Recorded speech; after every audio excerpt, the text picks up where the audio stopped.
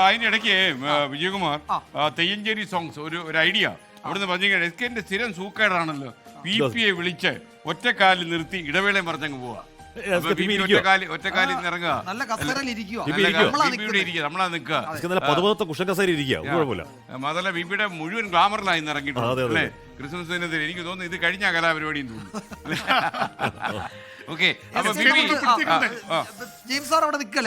ഈ പുള്ളിക്ക് എനിക്കൊന്ന് ഈ ബൈബിളിനെ കുറിച്ചൊക്കെ ചില ആധികാരികമായിട്ട് സംഭവമുണ്ട്. അതിനിടയിലും ചില ഇന്റർനാഷണൽ കയറി വരും. അപ്പൊ നമുക്ക് ഈ ബത്ലഹേമിൽ ഇത്തവണത്തെ ക്രിസ്മസിന് പ്രത്യേകതകളുണ്ട്.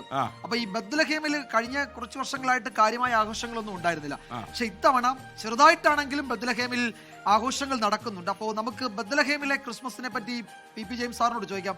ജെയിംസ് സാർ, എന്താണ് ബത്ലഹേമിലെ സാഹചര്യം? കഴിഞ്ഞ വർഷത്തെ പോലെയോ അതിന് മുൻ വർഷത്തെ പോലെയോ അല്ല, കുറച്ചെങ്കിലും ക്രിസ്മസ് ആഘോഷം ബത്ലഹേമിൽ ഈ വർഷം ഉണ്ടെന്ന് തോന്നുന്നു അല്ലേ? തീർച്ചയായിട്ടും വിജയകുമാർ, 3 പേർക്കും പ്രത്യേകം ക്രിസ്മസിന്റെ ആശംസകൾ നേരുന്നു.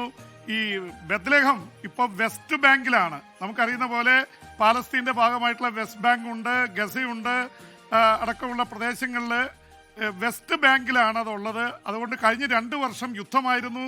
അവിടെ ക്രിസ്മസ് ആഘോഷമില്ലായിരുന്നു. അവിടെ ക്രിസ്തുവിന്റെ രൂപം തന്നെ കാണിച്ചത് തകർന്ന കെട്ടിടങ്ങളുടെ അവശിഷ്ടങ്ങൾക്ക് നടുവിൽ ക്രിസ്തുവിന്റെ രൂപം ചെയ്തുകൊണ്ടാണ് അവർ ആ യുദ്ധത്തിന്റെ കാലത്ത് ക്രിസ്മസ് പ്രതീകാത്മകമായി ചിത്രീകരിച്ചത്. പക്ഷെ ഇത്തവണ 2 വർഷത്തിന് ശേഷം ആദ്യമായിട്ട് അവര് ക്രിസ്മസ് ട്രീ വെക്കുന്ന പാലസ്തീൻ ക്രൈസ്തവരും അവിടുത്തെ എല്ലാ മതവിഭാഗങ്ങളും ചേർന്നിട്ട് വലിയ ആഘോഷമായിട്ട് ക്രിസ്മസ് ട്രീ വെച്ചിരുന്നു. പക്ഷെ പഴയ പോലെയുള്ള ആഘോഷമില്ല. ഈ ബത്ലഹേം യേശുക്രിസ്തുവിന്റെ ജന്മസ്ഥലമാണ് എന്ന് എല്ലാവർക്കും അറിയാം. അപ്പം അതിന് കാരണമായിട്ട് പറയുന്നത് യഥാർത്ഥത്തിൽ യേശുക്രിസ്തുവിനെയും ക്രിസ്തുവിൻ്റെ അച്ഛനായിട്ടുള്ള ജോസഫും മേരിയും അവര് കാനിഷുമേരി കണക്കെടുപ്പ് അനുസരിച്ചിട്ട് അതിൽ പേര് ചേർക്കാനായിട്ട് ഈ ദാവീദിന്റെ ഇതായിട്ടാണ് ബൈബിളിൽ അറിയപ്പെടുന്ന ബത്ലഹേം. അപ്പൊ ദാവീദിന്റെ പരമ്പരയിൽപ്പെട്ട ആളാണ് ജോസഫ്.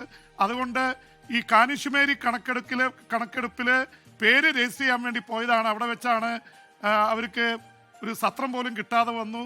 അവസാനം പുൽത്തൊഴുത്തിലാണ് എത്തിയത്. അവിടെ വെച്ചാണ് പരിശുദ്ധ മറിയം യേശു ക്രിസ്തുവിന് ജന്മം കൊടുക്കുന്നത്. അതുകൊണ്ട് പുൽത്തൊഴുത്തിൽ ഒരു സ്ഥലത്തും കിടപ്പാടമില്ലാതെ ഒരു പുൽത്തൊഴുത്തിലാണ് യേശു ക്രിസ്തു ജനിച്ചത് എന്നുള്ളത് ഇത് വരുന്നത്. അപ്പോൾ അതുകൊണ്ട് ബത്ലഹേം പാലസ്തീനിലാണ്.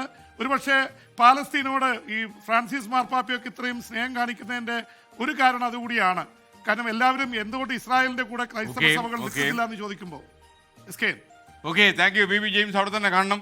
ലോകത്തെവിടെയായാലും ഏത് സമയത്തും 24 വാർത്തകളും ഓഗ്മെന്റഡ് റിയാലിറ്റി പാക്കേജുകളും എക്സ്പ്ലെയിനറുകളും വിശദമായി കാണാൻ ഞങ്ങളുടെ YouTube ചാനൽ നിങ്ങൾക്ക് സബ്സ്ക്രൈബ് ചെയ്യാം.